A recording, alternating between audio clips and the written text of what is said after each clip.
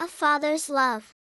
In a small, simple house on the edge of a bustling city, there lived a father cat named Oliver and his little son, Leo. The house was old and worn, but it was filled with love. Oliver was a devoted father who worked hard to provide for his son, even though times were tough. They didn't have much, but they had each other, and that was enough for Oliver. Leo loved eating fish. It was his favorite meal, and whenever they could afford it, Oliver would buy a small piece of fish to cook for his son.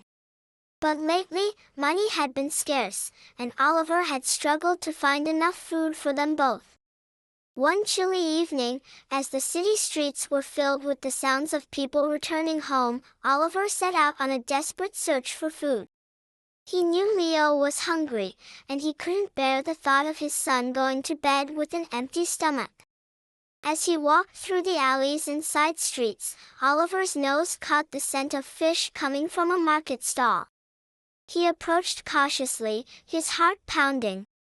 He had no money, but his son's hunger drove him to act. When the vendor wasn't looking, Oliver quickly grabbed a fish from the stall and dashed away, his heart racing with fear and guilt. He ran through the city, clutching the fish tightly, weaving between buildings and dodging people.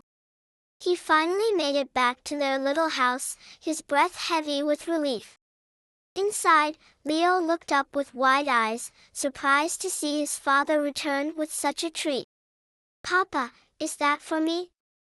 Leo asked, his eyes shining with excitement. "Yes, my little one," Oliver replied, smiling despite his worry.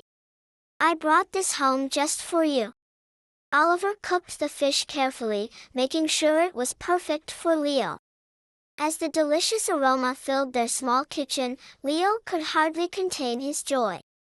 They sat down together, and Leo happily ate his meal, savoring every bite.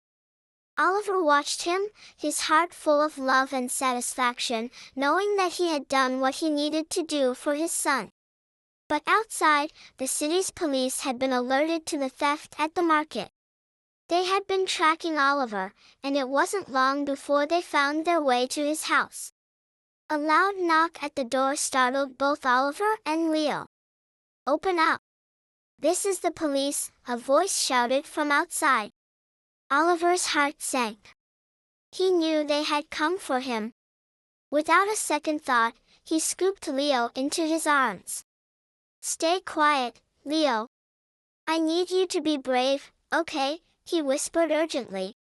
He darted out the back door, running as fast as he could with Leo in his arms. He could hear the police shouting behind them, their footsteps growing louder. Oliver knew he had to protect his son at all costs. As they ran through the narrow alleyways, the police got closer. Suddenly, a gunshot rang out, echoing through the night. Oliver felt a sharp pain in his side, but he kept running, his only thought to get Leo to safety. He ducked into a dark alley, hiding behind a dumpster. His breathing was heavy, and he could feel the warmth of blood seeping from his wound. But he held Leo tightly, shielding him from the danger. "Papa, what's happening?" Leo asked, his voice trembling with fear. "Sure, it's okay, Leo. I'll keep you safe," Oliver whispered, trying to sound reassuring even though he knew his time was running out.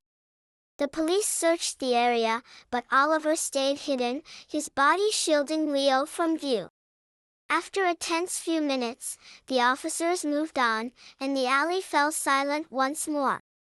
Oliver knew he couldn't stay there long. He was losing blood quickly, and he needed to get Leo to safety. He gently set Leo down, his strength fading. "Listen to me, Leo," he said, his voice weak but firm. "You need to run now.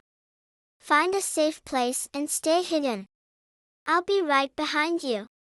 Leo nodded, tears streaming down his face.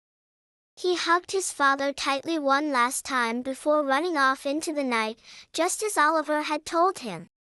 Oliver watched his son disappear into the darkness, his heart breaking but filled with pride.